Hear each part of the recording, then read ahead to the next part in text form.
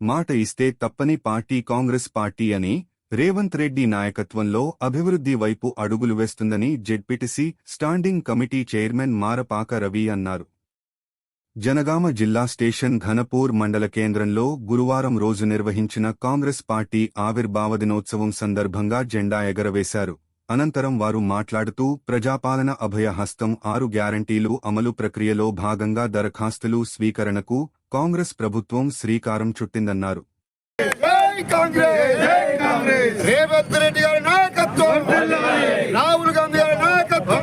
Party ఆవిర్భావ దినోత్సవం సందర్భంగా తెలంగాణ రాష్ట్రం అంతటా కూడా 6 గ్యారెంటీలను రోజున ప్రభుత్వ అధికారుల చేత మరి ప్రజాపాలన కార్యక్రమం ద్వారా ప్రజలందరి చేత 6 గ్యారెంటీలను మరి పూర్తి స్థాయిలో అప్లికేషన్ ఇచ్చి అప్లికేషన్ను నింపుకొని 6 గ్యారెంటీలను రాష్ట్ర ప్రభుత్వం ఈ రోజున ఏర్పాటు ప్రజలకు ఇచ్చే కార్యక్రమాన్ని చేపట్టేందుకు సోనియమ్మ, రాహుల్ గాంధీతో సహా రేవంత్ రెడ్డి గారి క్యాబినెట్ కూడా ఈ రోజున కాంగ్రెస్ పార్టీ ప్రభుత్వానికి నియోజకవర్గ ప్రజల తరఫున ఇందిరక్క, మన సింగపురం ఇందిరక్క నాయకత్వంలో మరి వారికి శుభాకాంక్షలు, అభినందనలు తెలియజేస్తున్నాం.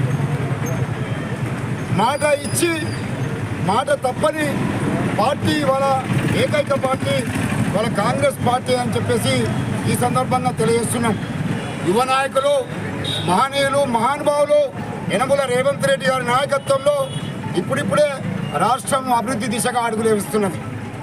రాబోయే రోజుల్లో సంక్షేమ కార్యక్రమాన్ని కూడా ఈ పార్టీ ఆవిర్భావ దినోత్సవం సందర్భంగా జెండా ఎగరవేసిన సందర్భంగా ప్రజలందరూ కూడా సంక్షేమ కార్యక్రమాలను వినియోగించుకొని మరి రాబో రోజుల్లో ఈ నియోజకవర్గంలో మరి రేపు పార్లమెంటు ఎన్నికలే కానివ్వండి, స్థానిక సంస్థల్లో సర్పంచులు, ఎంపీటీసీలు, ఎంపీటీసీలు, ఎంపీపీలు మరి అందరూ కూడా ప్రజలు వాళ్ళందరూ కూడా రేపు ఆ ఎన్నికల్లో ప్రజలు బ్రహ్మరథం పట్టే పరిస్థితుల్లో ఇవాళ రేవంత్ రెడ్డి గారు 6 గ్యారెంటీలను ఇవాళ ప్రజలకు ముద్దుల ప్రభుత్వాన్నే ప్రజల ముంగిట్లో తీసుకొచ్చినటువంటి ప్రభుత్వం వాళ్ళ కాంగ్రెస్ పార్టీ ప్రభుత్వాన్ని కూడా తెలియజేసుకుంటున్నాం.